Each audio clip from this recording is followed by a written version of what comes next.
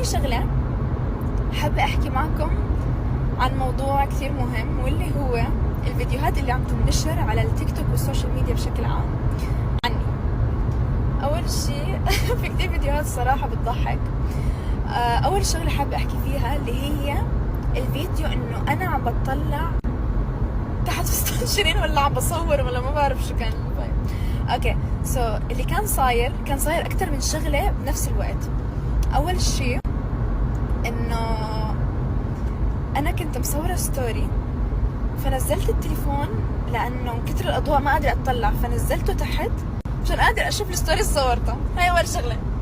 ثاني شغلة انه انا عم اطلع تحت الفستان. اللي كان عم بيصير كان في بنت تحت الفستان عم تشلح شيرين الكعب، فانا عم بطلع هيك انا مصدومة انه كيف في بنت تحت، انه يعني امتى نزلت امتى طلعت. فانا صفنت هيك، وحياة